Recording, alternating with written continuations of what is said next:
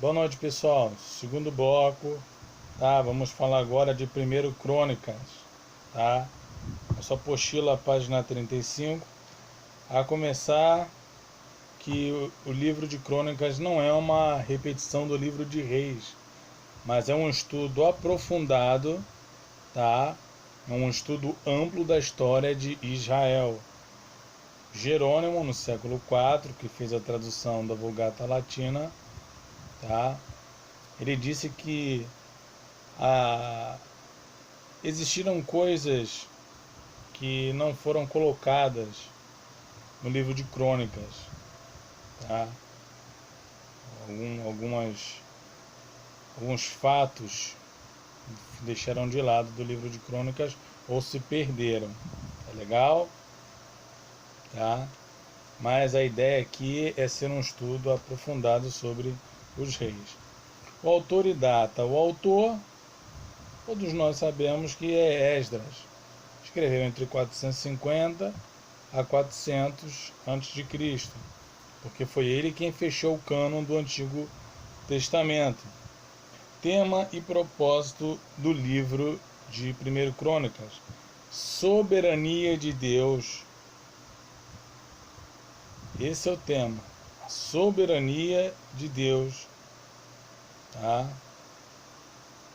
E ele ainda diz aqui, ó, os dois livros de Crônicas foram escritos para estabelecer um vínculo entre os judeus que regressavam do exílio e os seus antepassados. Aí o propósito é explicar por que Jerusalém caiu, e vai além, mostrando a graça de Deus, o propósito de Deus em levar o seu povo de volta à Terra Santa, em restaurar a nação, em restaurar espiritualmente o seu povo. Essa é a ideia do livro de Crônicas, tá? Página 36, características especiais, diz assim: o livro de Crônicas narra a história contida em 1º e 2º Samuel, omitindo, porém, a história de Samuel. De Saul relata apenas a sua morte, o seu suicídio, das várias genealogias que encontramos na Bíblia. A desse livro é a mais completa, estendendo-se por 9 capítulos. Bom,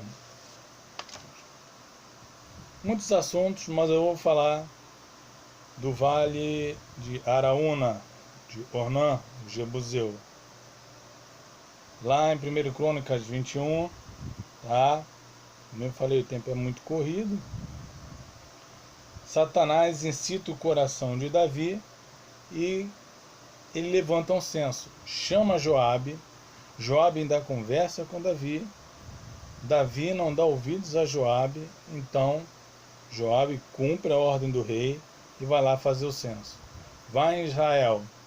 Tem 1.100.000 homens capazes de brandirem a espada. Em Judá, 470.000 homens capazes de erguerem espada. Bom, o censo está pronto. Só que isso desagradou o coração de Deus, porque ele foi simplesmente influenciado por Satanás, e a sua soberba o levou a isso, a mostrar o quão grande era o seu exército, quão grande era o seu poderio.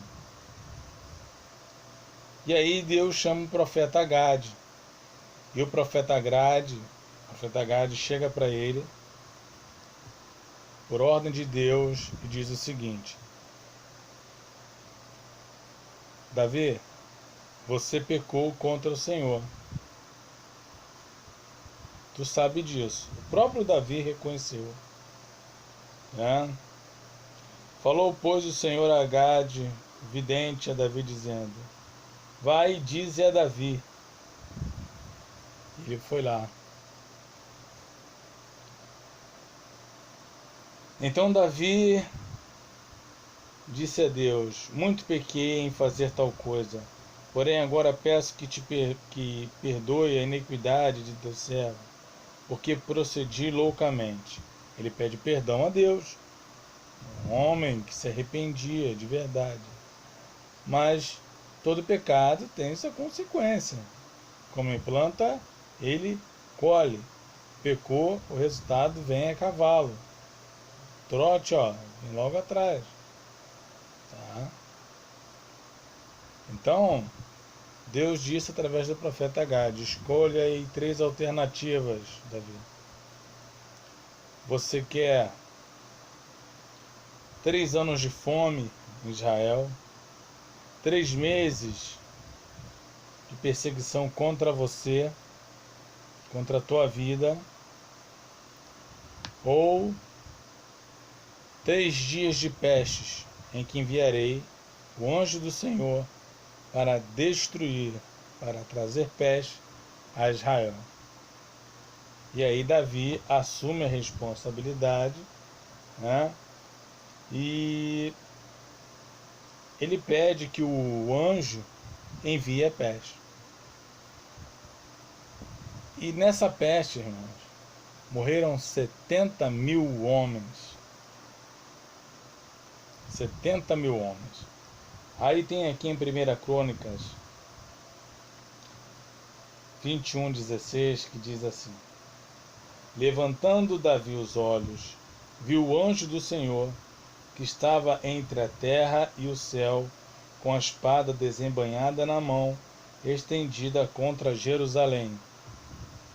Então Davi e os anciãos, cobertos de panos de saco, se prostraram com o rosto em terra. Disse Davi a Deus: não sou eu que disse que se contasse o povo? Eu é que pequei, eu é que fiz muito mal. Porém estas ovelhas que fizeram? Ah, Senhor meu Deus, seja pois a tua mão contra mim e contra a casa de meu pai, e não para castigo do teu povo. Então o anjo do Senhor disse a Gade que mandasse Davi subir para levantar um altar ao Senhor na eira de Ornã, Jebuseu ou Araúna. Subiu, pois, Davi, segundo a palavra do Senhor, que falara por meio do profeta Gade. Então disse Ornã a Davi: tome-a o rei, meu senhor, para si, e faça dela o que bem lhe parecer. Eis que dou bois para o holocausto, os trilhos para a lenha, o trigo para a oferta de manjares, dou tudo. Tornou o rei Davi a Ornã, dizendo: não, antes, pelo seu inteiro valor a quero comprar, porque não tomarei o que é teu para o Senhor, nem oferecerei holocausto que não me custe nada. A propiciação, o pagamento de um preço mediante um sacrifício. Edificou ali, ou também poderia ser redenção, né? Propiciação deveria ser alguém morrer em um lugar, mas foi uma redenção, um resgate. Davi deu a Ornã, por aquele lugar, a soma de 600 siclos de ouro. Edificou ali um altar ao Senhor, ofereceu nele holocaustos e sacrifícios pacíficos, e invocou o Senhor, o qual lhe respondeu com fogo sobre o altar do holocausto. Deus atendeu ao pedido de Davi, tá?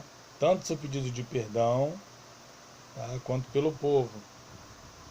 E o Senhor deu uma ordem ao anjo, e ele meteu a espada na bainha. Vendo Davi, naquele mesmo tempo que o Senhor lhe respondera na ira de Ornã, o Jebuseu, sacrificou ali. Sacrificou ao Senhor, uma oferta ao Senhor. Porque o tabernáculo do Senhor, que Moisés fizera no deserto, o altar do holocausto estavam naquele tempo no alto de Gibeão. Davi não podia ir até lá para consultar a Deus, porque estava atemorizado por causa da espada do anjo do Senhor.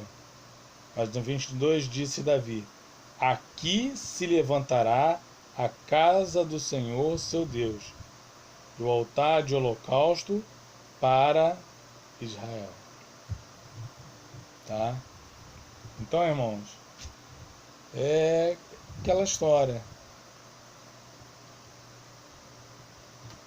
se você não tomar cuidado, a soberba sobe a cabeça. Foi o caso de Davi.